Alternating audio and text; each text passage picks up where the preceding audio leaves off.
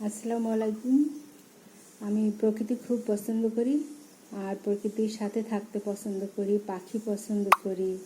আমি পাখি বাড়ি পছন্দ করি ভীষণ। অনেক আগে সিলেটে গিয়েছিলাম, ওখানে একটা পাখি বাড়ি দেখে আমার ভীষণ পছন্দ হয়েছিল। তখন আমি মনে মনে ভেবেছিলাম, হে আল্লাহ, আমার যদি একটা পাখি বাড়ি হতো। সত্যি সত্যি আম্মুর বাসার পাশে বাগান আছে, সেখানে প্রচুর পরিমাণে পাখি আসে, ফলমূল খেতে আসে, আর পাখির কিচিরমিচিরে আমার ঘুম ভাঙে, ঘুম জাগে। অনেক জানা অজানা অনেক পাখি আসে। যাই হোক, আমি প্রকৃতির কাছে থেকে আমি আসলে বাদর হয়ে গেছি, যার কারণে আমি এই পাখি খাবার কিছু কেড়ে নিয়ে এসেছি।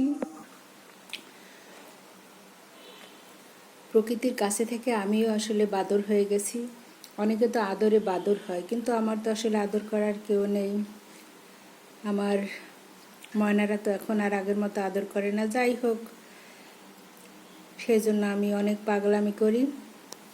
বাগানে গিয়ে এই জাম গাছে উঠে পেরেছি। আমার মনু সে ভিডিও করে রেখেছে, কিন্তু লজ্জার কারণে আমি সেই ভিডিওটা আপনাদের দেখাতে পারবো না। ভীষণ লজ্জার।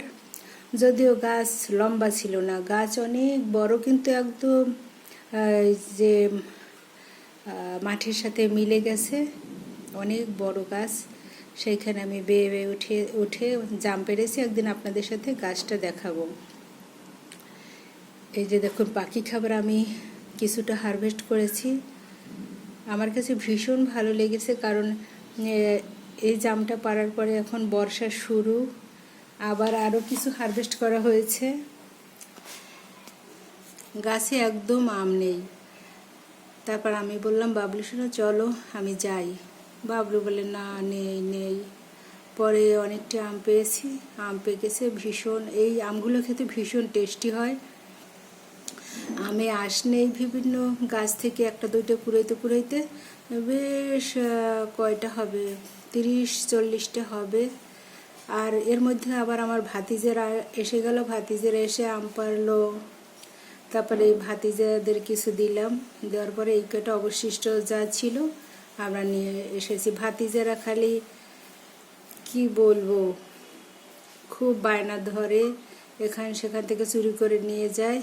চুরি বলবো না, এই ব্যাগে রাখলে সেখান থেকে 3-4 হাত মিলে নিয়ে যায়। আসলে ওদের তো কিছু বলাও যায় না, যেহেতু ভাতিজা মানুষ, পাড়ার ভাতিজা। আর আমি একটা গাছে উঠেছি, সেই গাছটা মাটির নিচে শোয়ানো ছিল। আর ভাতিজারা যে লম্বা লম্বা গাছ ছিল, সেই গাছ থেকে ভাতিজারা পেরেছে। 3জন ভাতিজা এসেছিল। ওরা এই পাড়ায় থাকে, ওরা দেখে কখন গাছে ফলমূল হয়, চুরি করে নেয়। 6-7টা ভাতিজা আসে, এর মধ্যে কয়েকটা চোর উপাধি পেয়েছে, সেই কয়টা আসতে পারে না। আর 3টে এসে জাম পেরে দিয়ে গেল, আম পেরে দিয়ে গেল। তো আমার বাবলি সোনা বলে, আমি জাম খাবো না, কি জাম আনতে যা, হাঁটিগুলো বড় বড়। তারপর দেখলাম যে ভাত খাওয়া শেষ, একটু খাচ্ছে, আবার বলে কি, দেখো আপু, এই জামে আটি নেই। এখন তো আমি মনে মনে হাসি, তুমি তো আসলে কোনোদিন এই গাছের জাম খাওনি, তাই বলতেও পারো না। নিজেদের গাছের ফলমূল পাড়াই অন্যরকম একটা স্বাদ, আনন্দ, আর খেতেও ভীষণ স্বাদ হয়, মিষ্টি, আর নিশ্চিন্তে খাওয়া যায়, ফরমালিন নেই।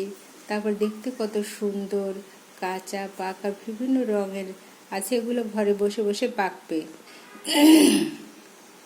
সরি, গলায় মনে হয় ব্যাঙ বেজেছে, ঠান্ডা। গতদিন আমি আর বাবলু সোনা গ্রামে গিয়েছিলাম। গ্রামে গিয়ে আসলে গ্রামে নারীর টানে, প্রাণের টানে আমরা প্রায় ছুটে যাই। পরে আসার সময় আমাদের ঝড় বৃষ্টিতে পেল। প্রচুর পরিমাণে বৃষ্টি হওয়াতে বাসটা বেশ কয়েকবার অ্যাক্সিডেন্ট করার মতোই হয়েছিল। পরে এক মুহূর্তের মধ্যে বাসটার উপরে বড়, ওটাকে কি বলে, চাম্বল গাছ পড়েনি, বিশাল এক চাম্বল গাছ পড়েছে।